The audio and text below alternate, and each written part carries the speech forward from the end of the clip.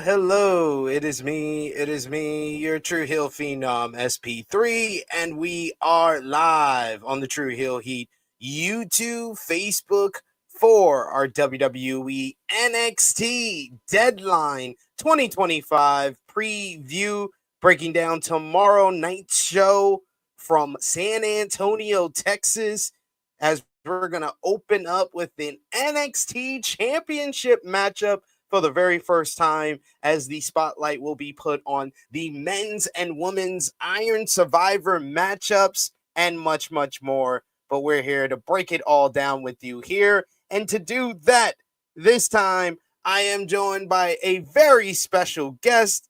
He is one of the great hosts over on the Wrestling Republic. He is a great person over on social media. If you want to see some tweets talking about all of the world of pro wrestling, the one and only Shaddy is back with us. How you doing, Shad? What's going on, bro? All is well here, man. I'm excited, man. Everyone knows that I am the most opinionated person on Wrestling Republic. I'm probably the heel. I got some true heel heat over there for what I talk about this promotion that we call NXT on Tuesday nights. The Tuesday Night Delight is what they call me. I'm not gonna lie to you, it hasn't been as delightful as of late when we talk about NXT. But I'm excited, man. I love doing prediction shows. I love being on here. So thank you for having me again, bro. And we always love having you, always love the energy that you bring here, especially when we're talking about your NXTs of the world. You're usually my go-to guy that I call to when we got an NXT big show coming up. But appreciate y'all for joining us live. Appreciate y'all for watching us on demand. Remember to show your appreciation back. The simplest way possible is by dropping a thumbs up on the video. That helps out the YouTube algorithm. You can also share this video with all your wrestling fans, friends, and family on all your favorite social media platforms. If you're new to the True Heel Heat YouTube channel, hit that subscribe button. Hit the bell to stay notified for all the great content here. We got previews and reviews for all the major shows when it comes to WWE, AEW, New Japan, TNA, and anything in between, anything that's big in the world of wrestling. We talk about it here on the True Heel Heat YouTube channel, so hit the bell to stay notified. And of course, if you're watching us on demand, comment down below, keep the conversation going. Give us your prediction. These are our predictions, our opinions on the world of NXT and this Saturday's Deadline show, but we want to hear from you, so comment down below. And of course, if you're with us live, sound off in the live chat. We love to interact with all of you and hear your thoughts on WWE NXT Deadline, hear your predictions. And of course, if you're feeling generous, you want to get back to what we do here. And we have a super chat goal in the chat. If you want a watch party for a Deadline, you can send a super chat donation. It goes a long way to keep the channel growing and keep it going, and always helps out the contributors that you see on screen with us here. But WWE NXT Deadline, you said you had some thoughts about the current product with NXT. So let the people know, how are you feeling about NXT? Not about Deadline specifically. We'll get into that. But the world of NXT, you review it. Because I always say, for me personally, because every week I do a show on this channel where I review Monday Night Raw. I do a show on this channel where I review AEW Dynamite. And to me, personally, in the world of wrestling, out of the weekly shows, I feel like those are the best two. But I experience the highs and the lows of reviewing it every single week. So I can only imagine if I was reviewing NXT every single week to feel the highs and the lows, because I feel it as a fan who just wants to keep track of what's going on in NXT for the flagship show that we do every Saturday here. Yeah. That's mainly the main reason I do it. It's not because I'm a fan all the time. Honestly, I'll be honest, because it's sometimes just very confusing. Like the whole JCJ, Tatum, Paxley. It's like these were two of the lower toting pole women, and I understand they're hard workers. They earn their spot 100%. I'm always for that, and I love the Tatum Paxley, rise and her winning the championship. And I've enjoyed JCJ, and I think she's ready for the main roster. However, this roster has Soul Ruka. It's a roster that has Zarya. It's a roster that has Jada Parker. It's a roster that has Lola Vice. This is a roster that has Jordan Grace, one of the best women's wrestlers in the world. Talk about the Iron Survivor match. Why have we spent the year with lower card stars as women's champion? All right. So let me preface this. If you watch me on NXT off the air, I have coined the phrase Tatum Tuesdays. I adore Tatum Paxley like a lot. Like I think she's a very fun, like I see the potential of what she can be. To me, she's like bits of what Alexa Bliss is, kind of with like that, before back to what she is now, but like that dark kind of, funny, creepy character. But just there's so much to it. And when she won the belt, I was so excited, and then she lost the belt so soon. And we'll talk about that match later, but I don't disagree with what you're saying. I think NXT has been just using that women's division as a crutch, to be honest with you, for it to be palatable. I think I saw a quote where the CW exec was talking about saying the women's are better than the men's. That's not even a hot take. That's just the honest truth at the end of the day. And I think you're right. I think the fact that it's like they're like overly deep on it at a point where you run into that problem, like you mentioned, where you have all these talented women not getting an opportunity to be at one of those two belts. And to me, my main gripe with NXT is I think you kind of put yourself in a bit of a tougher position because the show is geared for the development brand, obviously, but you have a lot of people that are very green. But it's the writing aspect. If you're giving green talent bad writing, and if the writing looks green too, then you're just giving a complete, shit show of a product to watch on a weekly basis. And to me, I feel like if you talk about a couple years back, maybe like 2023, when they had Stratton, they had Braun Breaker, even to the point when they got Vaquer, Roxanne Perez, the Julia and all that, it felt like a fun, hot product. Now, they got some people that are good. I'm not saying the product is completely washed, but now we're getting to a point where those people that are good, and now we're ready to see them go. Like, I need to see Oba Femi leave. I need to see Ethan Page leave. I need to see, like you mentioned, Jordan Grace. I don't think she should have, if you weren't going to put her, you wasn't going to strap the belt on her and make her like Jordan Grace that we know Jordan Grace is, it seemed like she's just wasting time over there at this point. I agree with you because she's getting paid main roster money.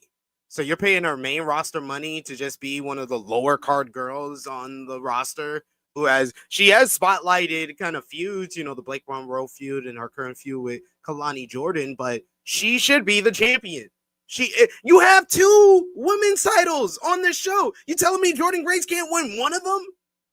She should definitely be a champion. And like, man, I don't know, man. This 2025 to me has been, without a shadow of a doubt, the weakest year for WWE besides after Vince left or whatnot. But like now we look, man.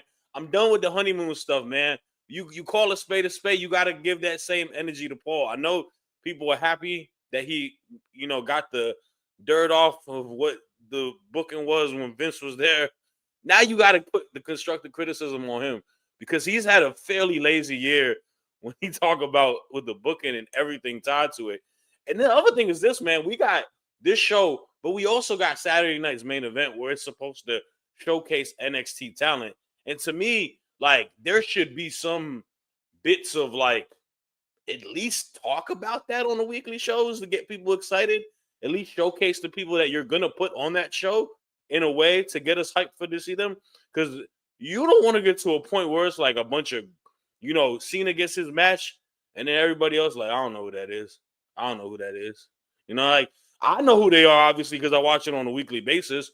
But people who are coming across the globe just to see Cena wrestle for the last time, I mean, if he's talking about he wrestling first, they might dip out after the match is done. Like, oh no! I think that was a misaggregation because I know one of the editors. I think so too. Yeah.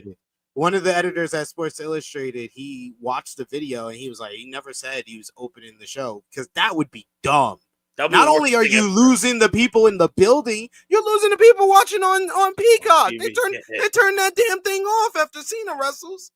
Exactly. No, I agree 100%.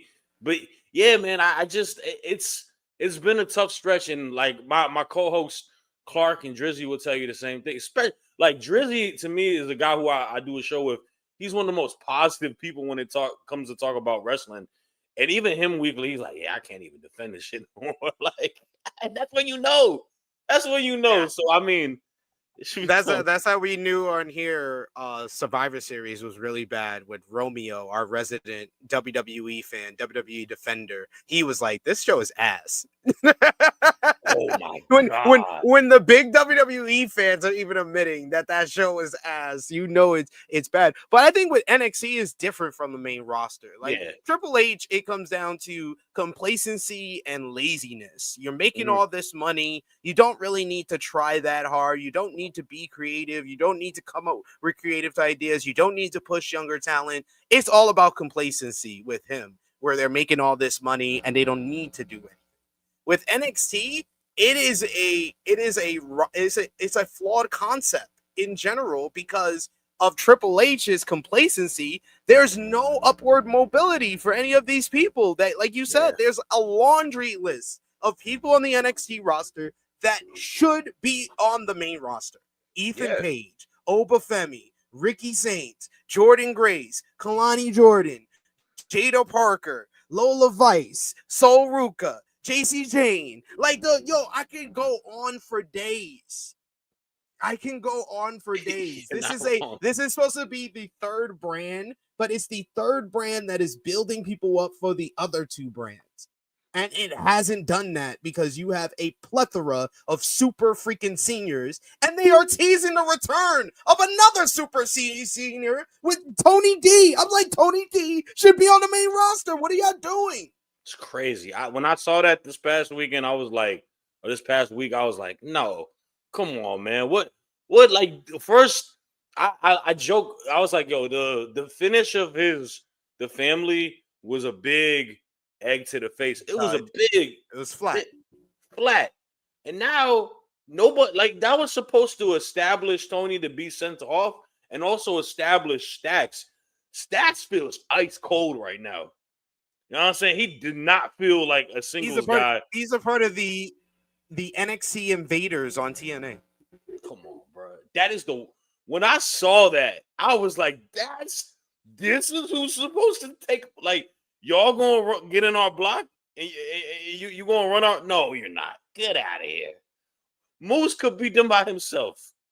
Come on, man. Come on. I don't even know. Like, oh my God, it was really like Lexus King, bro. I respect him. I think fine young guy, man. I'm sure he does a great job at his job, but he ain't putting no fear, no. And that's the whole different thing. I mean, man, anyways. But no, Dion saying a counterpoint. He says honestly, SP3, the main roster doesn't have enough room for all those talents. As SmackDown and Raw rosters are already bloated, so many already not getting TV time. What are you talking about? The SmackDown roster is not bloated. The SmackDown roster is freaking. There are gaps for days. Their women's division is barren. Their women's division is freaking comparable to TNA Knockouts division. They need all these women talent that are way past expiration on NXT. They need to be on SmackDown. Jordan Graves, JC James, Jada Park. How much better would the SmackDown roster be if they had the stars that are on NXT on there? It would be comparable to the Monday Night Raw roster that has. Let me get started. Let me take a deep breath before I go over the Raw women's division in comparison to the SmackDown one. The SmackDown women's division that has Jade Cargill as the WWE Women's Champion. It has Chelsea Green as the WWE United States Women's Champion. It has Julia, who they have horribly booked and fumbled on the main roster. It has Charlotte Flair and Alexa Bliss, who I have to count as one because they've been in a tag team for months. So you're kind of handicapping yourself in that regard. Nia Jackson, Lash Legends, another case of that, where you're putting two stars that can be good in singles division in the tag team division because you care about the tag team division all of a sudden. But that's pretty much it. Tiffany Stratton's the only other person that's worth a damn mentioning. There's Meacham and BFAB, but like I said, Tiffany Stratton's the only one worth a damn worth mentioning. No, I swear, bro. They don't care about BFAB and Meacham. I care about BFAB and Meacham more than they do. Exactly. I think I love Mia Yim. I think she's a great wrestler. They have put her as the hamster in the wheel running for that U.S. title, knowing damn well she's never going to catch that title ever in her life. And I'm just like, I don't want to see that. I don't need to see that. And then, like, to that point, Jade and Chelsea Green are both champs and they're feuding right now. Like, exactly. And literally, because of the combination of tag teams, I named 6 acts. There are only 6 acts on the SmackDown Women's Division. Yeah. Then compare that to Monday Night Raw that has WWE Women's World Champion Stephanie Vicaire. I'm not going to mention the Intercontinental Champion for now. Becky Lynch has Rhea Ripley, has Io Sky, AJ Lee's over there. It's got the Kabuki Warriors. It's got the Judgment Day. Liv Morgan's back. You can separate Judgment Day and Liv Morgan because Liv Morgan is a star on her own. But that's already 8. There's already 8. There's Bayley. 2 more acts. They're Bayley, Lyra Valkyria. Like the list goes Becky, on and on. Natalia. Then you got the Intercontinental Champion Maxine Dupree, who they're actually caring about and doing something with. Ivy Nile was on the show this week. Like, they feature so much talent. And understand, Dion, SmackDown's getting 1 extra hour next year. It's going to 3 hours. They do need in both the women's and the men's division. The men's division, man. There's the U.S. title scene, which Sami Zayn and Ilya Dragunov have done a great job with, but they're mostly facing tag team wrestlers. Yep. So you are handicapping the tag team division to help out your barren mid-card division. So you need to put those tag teams back in the tag team division, and you need to get stars from NXT to have a mid-card division. So it's not just the women's, Dion. I have to explain to you. I've done my research before I say such things. Both the men's and the women's division on SmackDown need help desperately.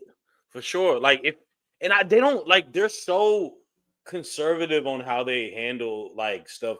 Like, sometimes, like, you just got to throw them in the water and see if they can swim and see if you got Michael Phelps on your swim team, right? Like, you just got to see if it can work.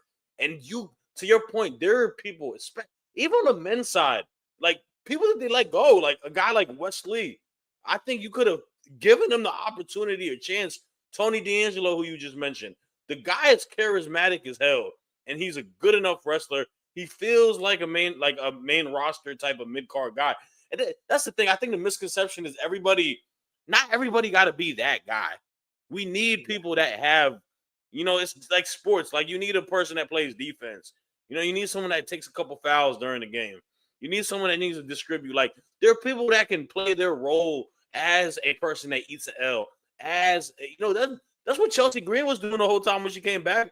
And then she got herself over and got to that position. Maxine Dupree is literally the same thing too. Like, I think they gotta really just give the opportunity and do that, and just see if people it'll work. Like, I don't know. I don't know why we're so afraid.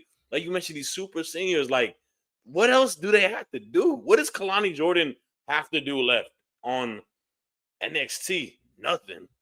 Like, Yeah, the reason I went in like that, because I think that in general, us as fans need to stop using the excuse that WWE use, saying the roster's too bloated, we don't have any space for people. That is stuff that WWE say as excuses. That shouldn't be something that we say as fans, because WWE dictates all the time. They dictate everything. They can give time and give TV time to these people. There is no such thing as a roster being bloated as not enough TV time in WWE. Don't drink the Kool-Aid. That's all I'm going to say. That's they giving you Kool-Aid. Don't drink it. That is not a valid excuse. Not saying obviously Dion, but to a lot of people online that say that, they've programmed a lot of the fans' minds to be like, yeah, well, this is how it's operating, this we gotta go. Like, now you gotta really put your foot on their neck and make it seem like, yo, we need this to be better in all times, because like it's just too many talented wrestlers not just kicking their feet, dangling on the chair backstage, eating, pasta salad and catering. Like, nah, man.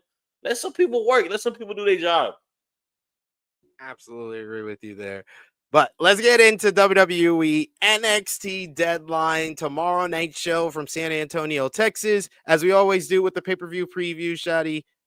0 to 10. What is your anticipation level? How hyped are you for Deadline? Feeling the holiday spirit. I'm going to go 7.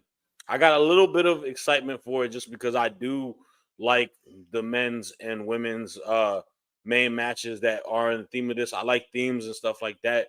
Obviously, I'm excited for what's opening the show. I think Ricky and Oba are both phenomenal talents. I'm a big fan of both of them. And then, the other matches that you kind of got sprinkled in that they announced this week, I think are cool. Mr. Iguana is hilarious. And I think him and Ethan Page should be good. And of course, man, Tatum Tuesdays. Every time you got Tatum Paxley on the card, you got my excitement. So I'm going to go ahead and give him a solid low 7. Solid low 7. I'm going to go with a 6 out of 10. I agree with you. I think the Iron Survivor is one of the most unique and innovative stipulations WWE has come up with in the last couple of years. It's honestly something that me and Jimmy McElram, I don't know if we did it on AE Ramble or we talked about it after AE Ramble, where we were like both like, they need to bring the Iron Survivor to the main roster. It's too good for NXT. But I like the fact that it is an NXT only stipulation, because it gives this event something to look forward to, where I always kind of look forward to Deadline for the Iron Survivor matchup. And I always go back to the Trick Williams buzzer beater. That made this match my favorite for NXT. Yeah, no, that was a hell of a moment. That was fun. And yeah, man, it's dope to see what the talent pool that they got on the men's, and more so on the women's side, like just the different styles and the people that you got. Anytime you got Sol Ruka in these like gimmick matches, you always waiting to see what she does, what she pulls out. And even like Kalani Jordan, man, like that's someone who I really enjoy watch wrestling on NXT. I think she is really good. And I know you've been talking about old girl Kendall Gray, bro. Oh, that's I got all the stocks. I'm selling off stocks. I have all the stocks. I bought them all before anybody else could. So I'm selling off stocks. I've been seeing everybody jumping on the bandwagon, where I'm like, I've been here since March, since Evolve started. And I was like, this is the girl I'm going to hang my hat on. When I'm happy. I was on Twitter, I'm happy about this. I was on Twitter and I saw even Righteous Reg quote retweet. He's like, wait, hold up. I was like, oh, see, that's when you know you got yourself a demon in the scene, bro. Like, when you got people who don't even watch WWE, that watch a lot of AEW, New Japan, all of that. She looked really good on Tuesday. And I'm excited to see what she does, because I think this type of match is definitely one for her. So yeah. I think she's gonna steal the show. She's gonna be the standout performance in this Iron Survivor. Kendall Angle, as I call her. She's the daughter. She's the illegitimate daughter of Kurt Angle. We got in the chat Dion saying that's kind of what I was getting at. Shad, he says I don't want them calling up more people to get lost in the shuffle like Julia, but that's more of a booking issue. Yeah, that's where I'm coming from. Your last statement it's all up to them. Like they dictate everything, so we can't like always say, oh, they're gonna get lost in the shuffle. They don't have to get lost in the shuffle. They choose to lose them in the shuffle because they focused on A, B, and C. They lose the shuffle on the rest of the alphabet. Yeah, nah, for sure. Look, man, it's only an excuse if like I just can't. The excuse is more so like us being mad that they do this like horrible job, and it's just like, nah, just improve at what you do. And then we wouldn't have this problem at all. Absolutely. He said he agrees with you with same with Grease and Kalani. Those two could flesh out the U.S. title division. He says, I don't want guys like Trick and Ethan getting Carmelo treatment. Yeah, but I mean, you know what Trick and Ethan have that Carmelo doesn't? Size. Six in front of their height. Yeah, Trick Williams, he's not going to run into the same issue as Carmelo Hayes. I think Trick has, I think Carmelo is probably a better in-ring wrestler, but Trick Williams has the charisma, character work, and like you mentioned, the size that can definitely allow him to like be someone that they'll try to put in a good prominent position. I won't say he'd be like a world champion, but do something in the mid card. He is more likely to win the world title than Carmelo Hayes. I feel like it's gotten to the point where I am starting to feel like his height is a bigger hang up than the color of his skin to Triple H. I think you're right. I think Triple H equally doesn't like see color and doesn't care about black talent. But if you're a black talent that is also short, oh, you're fucked. You are totally fucked. Look, man, we're gonna really see if he could beat the allocations of how he books an Oba Femi or Trick Williams when they get to the main roster. Because if they don't get significantly booked into some prominence, then yeah, a lot of people gonna be looking at him like, all right, man, you ain't beating these allegations at all. But and it's sad because it's like he doesn't. I don't know, man. Like it's on the men's side so much, and you got so many dope, like black talent on the men's side already on the roster. Besides Carmelo Hayes, man. Like, dog, you literally had like Bobby Lashley, and you didn't put him in a match with like Cody. Like I don't understand. I didn't say he had to win the title, but like Lashley and Cody should have definitely had been a program before he got he dipped out. But hey, man, one man's trash is AEW's treasure. So and they hurt people. But let's talk about the matches here, give our predictions, and we'll start off with your favorite, Tatum Tuesday, as Tatum Paxley will be back on an NXT Premium Live event, but this time not for the NXT Women's Championship. She'll be in a grudge match, one-on-one, with her former best friend and fellow member of the Culling, Izzi Dame. It was at NXT Halloween Havoc, the last Premium Live event, that Tatum Paxley won the big one and won the NXT Women's Championship. She was riding high, but Izzi Dame was very strange with her actions at the end of that matchup, where it looked like she was going to hit Tatum with the Women's Championship before Tatum ducked, which allowed her to get the win over JC Jane. Over the next couple of weeks, Izzi tried to give Tatum advice, but Tatum wanted to do her own thing, wanted to establish herself as the champion, which all led to Gold Rush Night 1, where Izzi defended the title against JC Jane, and it was Tatum defended the title against JC Jane, and Izzi turned on Tatum, booting her in the face, the entire culling turning against Tatum as she lost the Women's Championship to JC Jane. Tatum, all lost and alone on this week's NXT, says that she's gonna make Izzi feel the pain that she felt, and Izzi is going to teach Tatum her place in life, and that she should have listened to Izzi this entire time. I do like the investment that they've gave to this story. This story has been building for months. They established their partnership earlier this year. It all culminated with Tatum winning the NXT Women's Championship and then Izzi turning on Tatum here to set up this matchup. So it's a story that they have invested time in. It's had a nice build up, had a well-crafted story. So what have you thought about the build up to this matchup and who wins? Yeah, I mean, I think the build-up, like you mentioned, has been good. Obviously, we've been waiting for when they was going, turn on Tatum. My only issue was more so like, man, I really wanted Tatum to have a little bit longer of a title reign. But obviously, the cards are dealt are the cards are dealt. I think, like you mentioned, it's one of those situations where I think Paxley, she fit the image of what I think the culling is trying to be. Like they're supposed to be kind of like dark, cult like, and her craziness, her dark, type of character fits it very well. I kind of wish it was a little bit more impactful how they kicked her out. I wish there was more to it. I feel like it felt super like they microwaved it a little bit. It kind of like heated it up and they served it on a platter, and here it is. And the build to it was good, but the finish to it wasn't that great.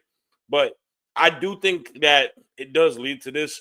It's a tough one because I think Tatum is the person everyone's rooting for. I think she's got a big connection with the fans. I think people are rooting for her to overcome, especially the whole dynamic of her being the pseudo baby face in this because they did her dirty. But Izzy Dame needs to kind of be established as something.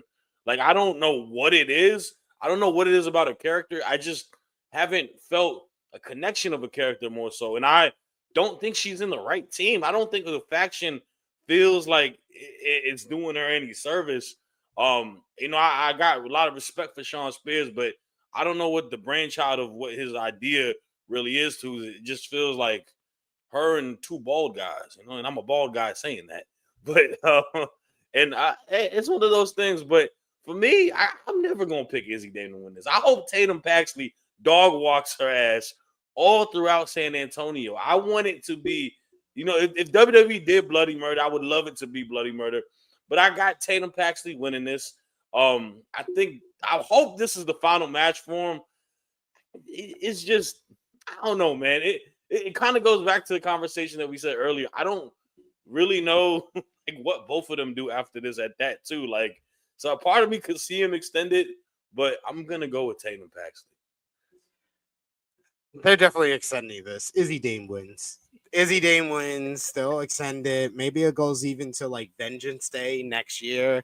But yeah, this is just the start. This is the start of the feud. We got the build up with them as a partnership, but we haven't got them to actually feud with one another. So you're absolutely right. Izzy Dame needs to be established. So you give her a win over a former NXT Women's Champion at the Premium Live event. She gets the heat. Tatum can basically chase after or go after Vengeance for a couple of months. Maybe they have a rematch at New Year's Evil. Tatum wins there, and then the blow off at Vengeance. Yeah. Justice for Tatum Paxley. She just won at the last Premium Live event. You Tatum fans are not grateful for what you have. Oh man, what's your thoughts on Izzy Dame as a talent though? I got curious because I'm having a hard time seeing the potential in her. Really, she is a Charlotte Flair clone. That's the WWE tends to. WWE likes to make these clones of talents that they've had before, and Tatum is a Charlotte Flair clone. She doesn't have the athleticism or the charisma of Charlotte Flair. She's not as good in the ring as a Charlotte Flair, but she has the look of a Charlotte Flair, and she works like a PC, very green performer.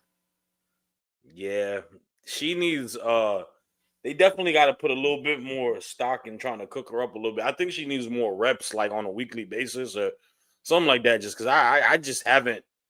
I don't know. I'm not, and even as a promo too. Like I saw her promo on Tuesday, and I wasn't very moved by it. Like I feel like it's very stoic, it's very generic, kind of boring. It feels like if you're gonna be a heel, you gotta really tap into a bag where you gotta like talk a little bit more menacing, especially her. She's a woman of very tall stature, like she's a tall lady. You know what I'm saying? So she should kind of put that out there, man. Be dominant a little bit, you know. Like it's one of those things like you see like a person like Lash Legend, like she like, but not even talk. Like Lash is an incredible talker, but like body language, facial expressions, all of that, it feels so natural for her. I feel like she needs to kind of like learn a lot of that too. On top of like you mentioned the in ring stuff, it needs to kind of come in hand in hand too. So We shall see what happens with her, but I think they and Braun Braun Breaker just cut the promo of his life. He need to sit her home and be like, "Look, babe, this is how you cut a promo." Hey. Promos is not sexually transmitted, as we've seen from the fact that Becky Lynch is one of the best promos in WWE and all of professional wrestling today, while Seth Rollins is. Anyway, next we got for the NXT Championship. For the NXT Championship, it's going to be Ricky Saints going up against Oba Femi. These two men, it was announced on Tuesday, will be opening the show tomorrow night in San Antonio. Ricky Saints defeated Oba Femi for the NXT Championship at NXT No Mercy in September. After that, Oba Femi was gone from NXT. He was absent while Ricky established himself as champion. He got 2 successful title defenses against former 2-time NXT champion Trick Williams, including in a great last man standing match in November. On that same show, Oba Femi made his return to NXT and staked his claim for another opportunity at the NXT Championship. The two men made the match official at Gold Rush, where they made it for Deadline to determine who is the better man, who is the real champion. Oba Femi getting his rematch. Can Oba reclaim his throne as the ruler of NXT, or will Ricky Saints' absolute era continue? Chad, what have you thought about a relatively short build to this matchup, I thought, but what do you think? Who's going to win this Saturday? Oh man, the ruler is back. Daddy is home, as he says. It's been a short build. It's one of those things where I think fans are just waiting for Oba to go to the main roster and just kind of kill it over there. He's honestly had a very decorated like career so far in NXT, what he's done accomplishment wise.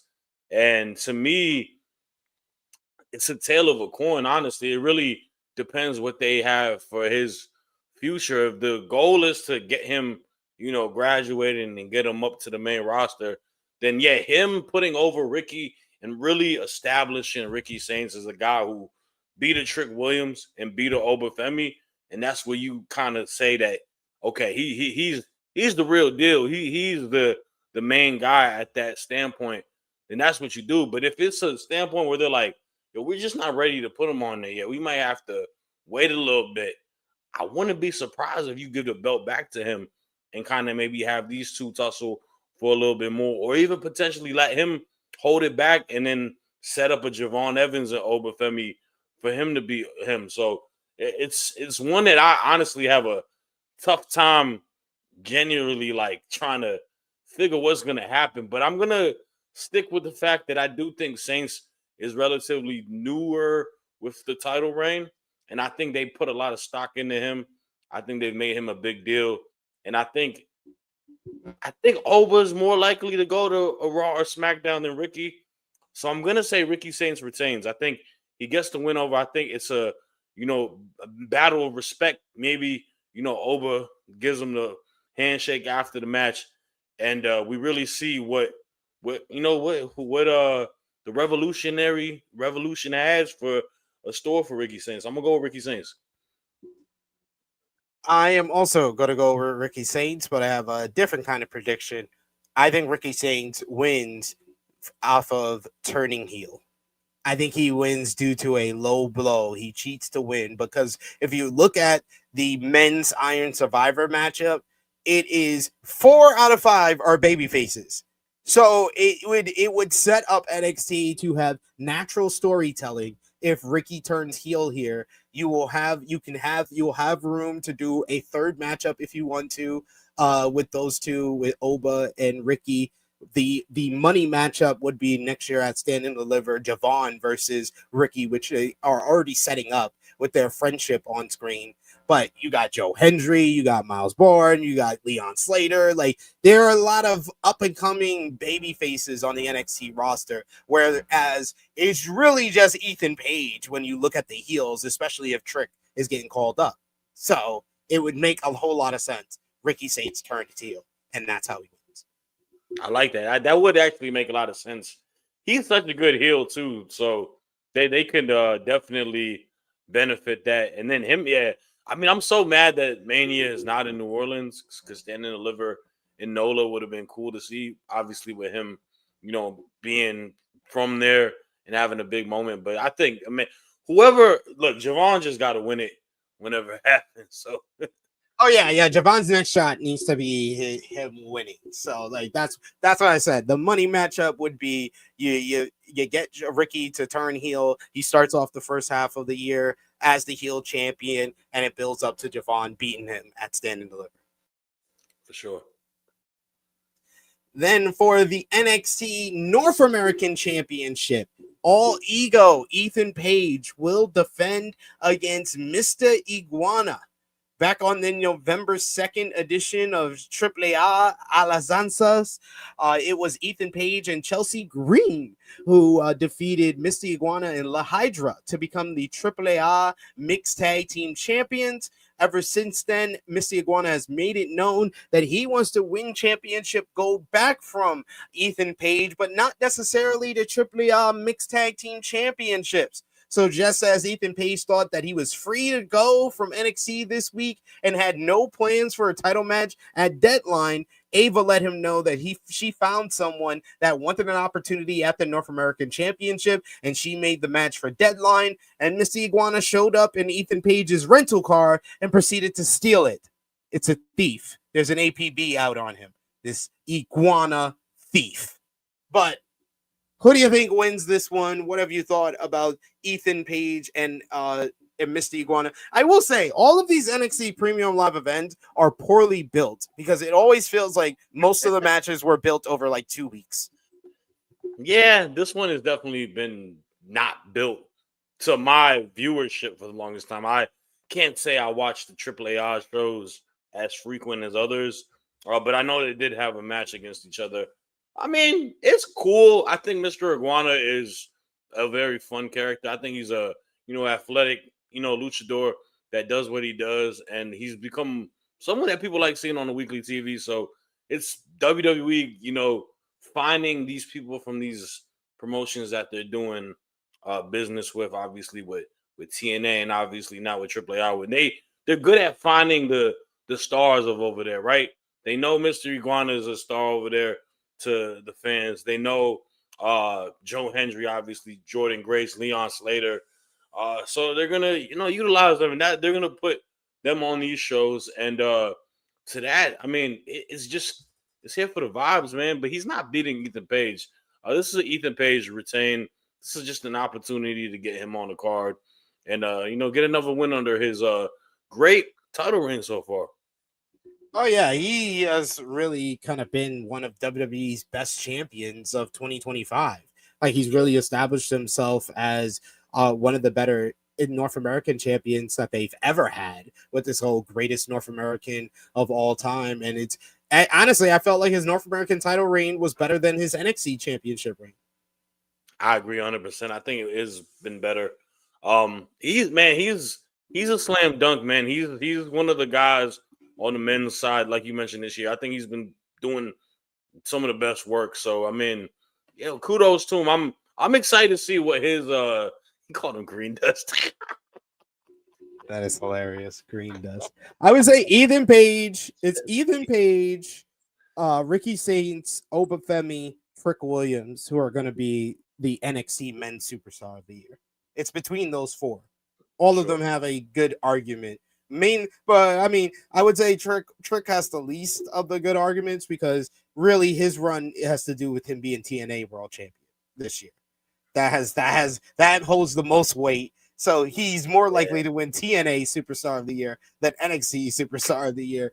But the other three definitely have, like Ricky came in February, a month in, wins the North American Championship. He was in major feuds with Ethan Page, with Jasper Troy, won the NXT Championship in September. He's had that good program with Trick Williams for the title, and now he's facing Oba again to close out the year. So that's a great year. Then Ethan Page, he started out in like the main event scene. Then he was in the North American Championship scene, eventually beating Ricky for the title. He's held the North American title this whole time and had like the best match at Halloween Havoc with ELDL, Dr. Wagner Jr. He's had multiple Great American Bash. He had the best match of that show with Ricky Saints there. Like, he's been killing it. He's been great as a character. Then he's got the whole alliance with Chelsea Green and their whole pushing of Canada. They're winning the AAA mixed tag team championships. And then Oba Femi basically continued his dominance this year, holding the NXT championship for 9 months. Like, those are the three guys. Yeah, no, that's true. Oh man, Ethan really, like, you laying all of that out. Ethan makes a super strong case as the best though out of all of them, because he's done a lot this year. And it's amazing to see, man. It's somebody that I was so surprised when I saw him come to NXT, because I did not expect it at all. I guess I didn't hear any of the, potential or like, anything reported prior to it. And when I saw him, I was like, oh, damn. I was like, what? It's crazy.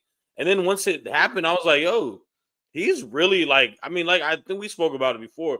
It's like between him and Cody, probably the best AEW. I mean, I'm going to just consider him his lone person, because Cody was in the WWE before. Like a person that I know as an AEW talent that jumped to WWE, I think he's been the biggest success story of having more success coming into the WWE than what he's had prior to his workplace over there. So, and nobody, I don't think anybody expected that, to be real with you, to him to get to this. So that's a lot of credit to him too, man. Like, he's been putting a lot of work in, and you could tell, man, it feels good to see it, because you can see with him, like, he's biting to just like, man, I want these minutes, and I'm gonna maximize the shit out of these minutes, and I'm gonna show you who the hell I am type of energy. And he's really putting a lot of work in, man. So kudos to Ethan. Totally forgot one of his best moments of the year, the Lost Your Smile promo. And it's stomping the chair on Javon's mouth. That program was great to start the year as well. So yeah, Ethan Page, no doubt, he's had a great year, and definitely going to be someone that is going to continue to be a star for NXT and hopefully the main roster. Well, sure. Knowing their rate, probably in like 3 years.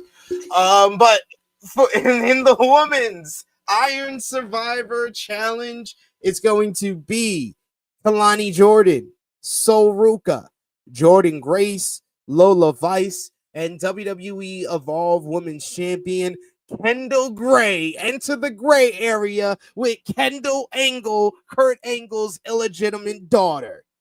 This one is, of course, a 5-person, 25-minute bout with timed intervals. It starts off with 2, and then another individual will come out every 5 minutes. You earn points in the matchup. The person with the total points will be considered the Iron Survivor and earn an opportunity at the NXT Women's Championship coming up at New Year's Evil. You earn points by pinfall or submission in the Iron Survivor matchup. A lot of different elements in this one. There is the rivalry between Kalani Jordan and Jordan Grace, where Kalani turned heel as she defended the Knockouts Women's Championship against Jordan, but Kalani lost the title in a triple threat, including Jordan Grace at Gold Rush. So Ruka is coming off a loss of the NXT Women's North American Championship to Blake Monroe after her tag team partner Zarya lost the title for her at Halloween Havoc. So wants the top prize in the women's division now. Lola Vice has been the bridesmaid of the women's division pretty much since she got here. She came close on several different occasions of becoming the NXT Women's Champion. And Kendall Gray seems like the next big thing in the NXT Women's division as the face of Evolve. Who's going to win here, and what do you think about this field for this matchup? I love all the women in this match. I think all of them are so different and so talented. I think someone like Lola Vice, man, like you mentioned, bridesmaid, not the bride, but she's really even like transcended her own stock and career with the partnership with AAA. Like she goes there, feels like a big time star. Jordan Grace, we know what the juggernaut is. She is one of the ones a big time get when they picked her up. Kalani is someone who's just been organic made and consistently has gotten better year upon year, and you know was the Knockouts champ, was the first ever North American champ. And you got Sol Ruka, who is the human highlight reel, and you got Kendall Gray, who is just one of them ones. This is a tough ass one because I don't think you can really go wrong with any of the women. JC Jane is the champ, so to me, I feel like I'm I'm not gonna pick Kalani because I think she's going on this heel dynamic, and I think she just got that big knockouts run. I want to say Sol Ruka, but Zarya makes it so damn hard for me to pick her after what we just saw on Tuesday. And I feel like that's going to be a bit, we got to pay that off. We got to have them duke it out before we can get to that. So, you know what? I'm going to go with Kendall Gray winning it, bro. I got her shocking the world. I could be completely wrong. She's the Evolve champion. Maybe people will be like, it don't matter. But I feel like if you want to make a moment, you make a moment by her doing that. I feel like she is so acquitted for this style of match, just how fast that she is, how powerful that she has within being her wrestling background. She's got great IQ. I feel like her going out and winning that, and maybe not even beating JC Jane whenever they do decide to wrestle, but helping establish that star. I feel like this match can do so much good for her. So I'm gonna pick Kendall Gray. I am probably completely wrong, but I don't care. We going Kendall Gray here. I think this is going to be another year where the women's Iron Survivor is better than the men's Iron Survivor. I think this is going to be the match of the night because this, like Dion laid it out perfectly. You got the striker in Lola Vice, you got the technical wrestler in Kendall Gray, you got the power wrestler in Jordan Grace, and you got two high flyers in Kalani and Soul, who have always made magic together when they're in the ring. This is going to be special, I think. And I think it's going to be a showcase spotlight moment for Kendall Gray. I expect her to really be like the standout that everybody's talking about coming out of the matchup. I don't see her winning the matchup, though. I think because she's WWE Evolve Women's Champion, you need to protect her. She doesn't need to take a loss in an NXT Women's Championship matchup quite yet. Well, let's wait a little bit because I think that she is going to be the NXT Women's Champion one day. She got her next title match is probably going to be against Carmen Petrovic. Is over there in Evolve. She just recently defended against Chantel Monroe.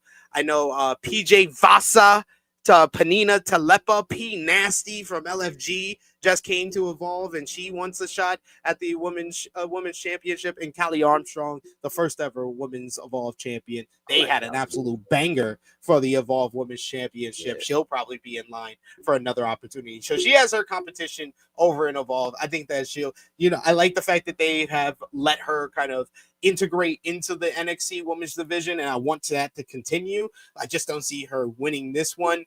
Kalani and Jordan are kind of going to cancel themselves out. Jordan Grace and Kalani Jordan, they're going to cancel each other out because they're in a rivalry with one another. I don't see either one of them winning. So it comes down to Lola and Soul. I feel I would 99% out of the time go with Lola here because Lola feels like the perfect one who you can give the title opportunity to at New Year's Evil, and she finally wins the big one. However, I've just recently seen that. I've seen her win at Heatwave and then proceed to lose at Halloween Havoc. So I don't want to see her win another number one contendership matchup where she's probably going to lose again. So Sol Ruka is the one I'm going with. I think the reason why they did the whole thing with Zarya on NXT this week is because they're not going to do it at Deadline.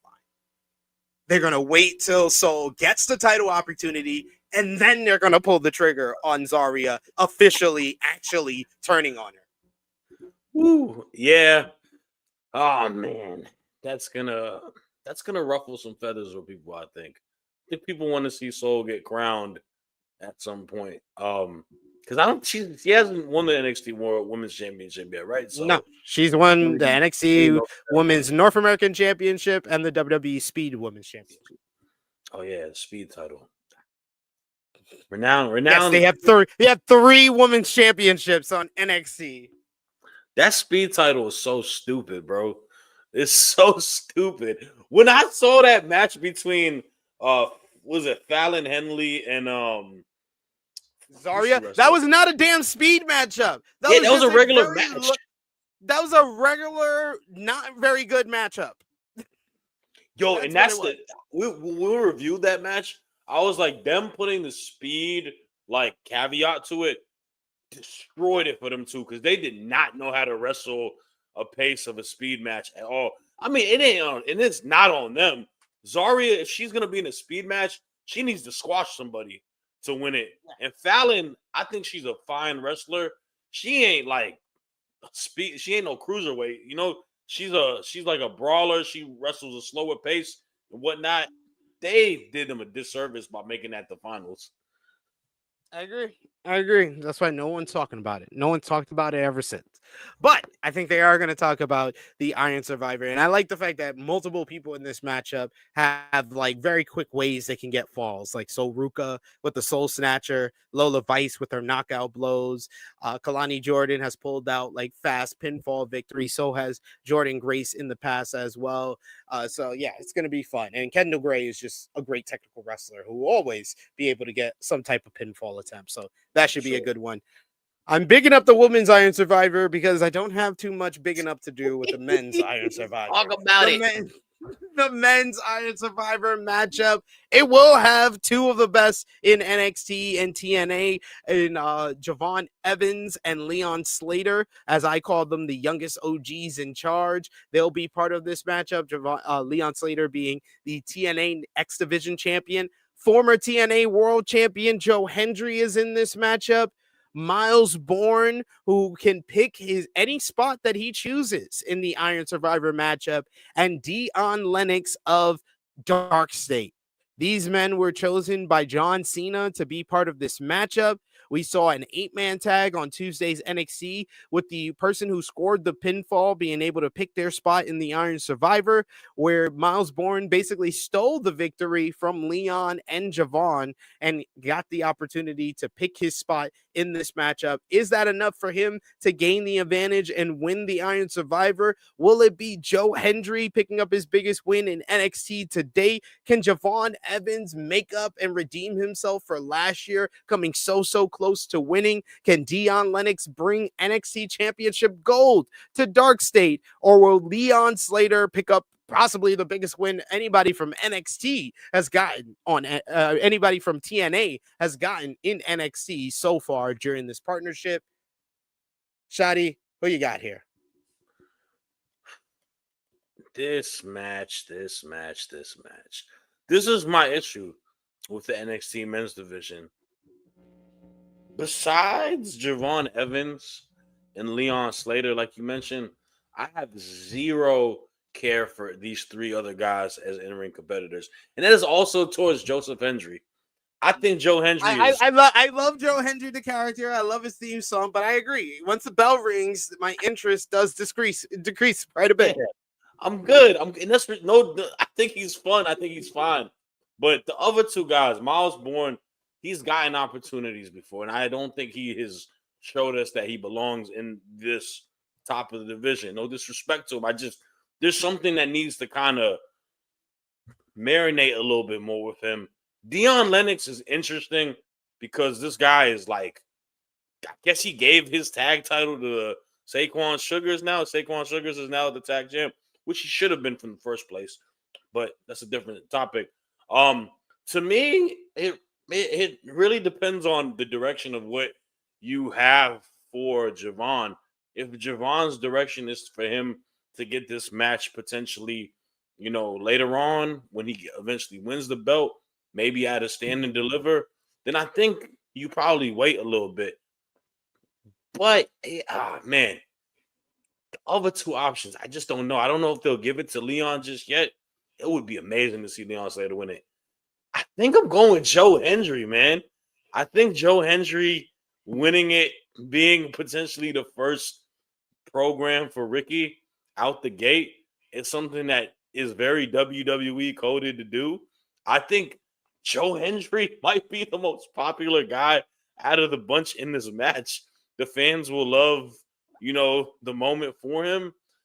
It just feels like it's for him to win. So, got Joe Hendry winning. He said that like under his breath, kind of. Joe Hendry, and but I mean, I don't see Leon Slater winning this one. He's a TNA X Division champion. He's a TNA star. TNA don't win no goddamn matches in NXT. What we talking about? And to coincide with that, there's a reason why Joe Hendry hasn't won any big matches since he got here. He ain't winning either. I think it comes down to the other three. I think that Dion Lennox is probably like the dark horse. Like if my prediction doesn't win, that's the person that I think will win because he is a heel. Oba and Ricky are both baby faces going into their title match. It does make sense for the only heel in this matchup to win, especially considering he just gave up his tag team title. That would make a world of sense if he did win.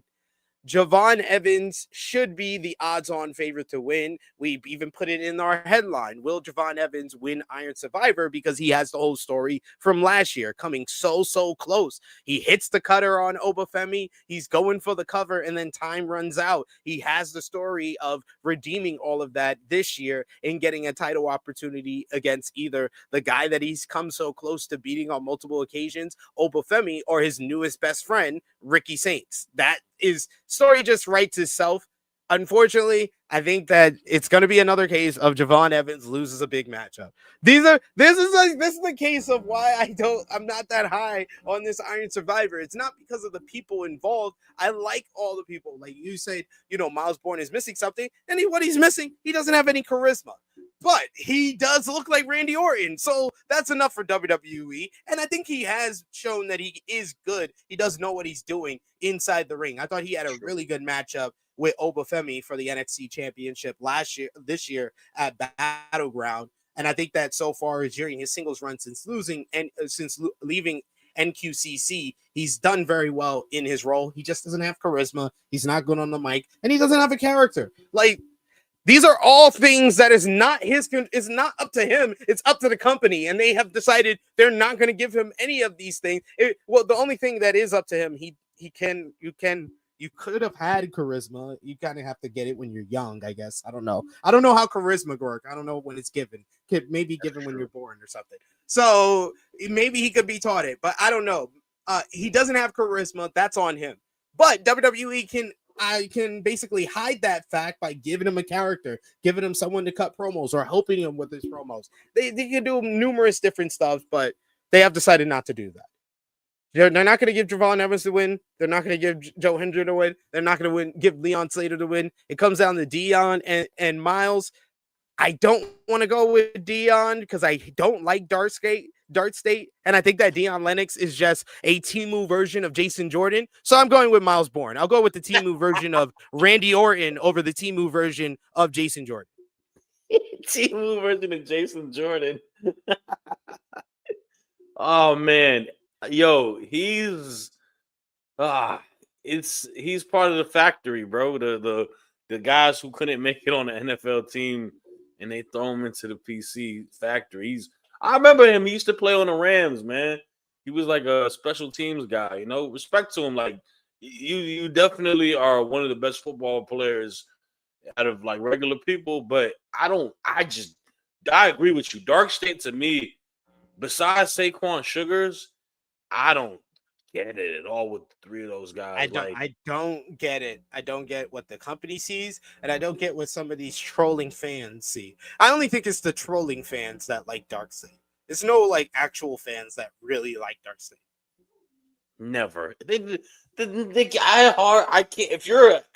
If you are a wrestling fan and you like truthfully is like, nah, these guys got something. I want to like pick your brain, yo. I want to know what I want a presentation on it. You know what I'm saying? Like, you gotta explain to me what you like about Darkseid.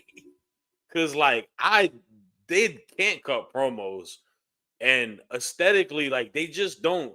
They look like teddy bears. Like they don't even look scary. They're big, but they don't look imposing or because and it's not like Dion Lennox's character prior to this was a like nerd. Yeah. Like he was like chivalry is like not dead was his character. Like he was trying to prevent what's his name? Shoot, man, brother like Kevin Knight. Hootie Miles, what's his name in Ashanti the Adonis. Ashanti the Adonis. Yeah, his whole gimmick was like not trying to let him like, spit game at girls backstage and stuff like that. You know what I'm saying? So like, I mean, I can't root for you. Like, and then the other dude looks like he looked like Chase Claypool that used to play on the Pittsburgh Steelers. Just can't get past freaking Cyrus Griffin can't wrestle. Yeah, Color James, they just give this weird butt character, and he says weird stuff. Yeah, like that dude on is the like, mic. yeah, they got like a Diddy character for him, bro. He's like, that's weird. Like, I don't understand why that's his character, bro. Like, were we 12 years old? Like, he said butt. Like, okay, ooh, this is stupid. Yeah, man. Ashanti, I don't know why his name slipped out of my mind, bro. I loved his character. I thought his character was so good on NXT. Putting the Riz on everybody. Yeah, man. He was. Oh man, that's the. There were so many talented people that they just didn't like him. Obviously, but they're probably doing better off. Like Cedric, I was waiting for him to get out of there. Honestly, I'm sure he was ready to get out of there too. He needed to.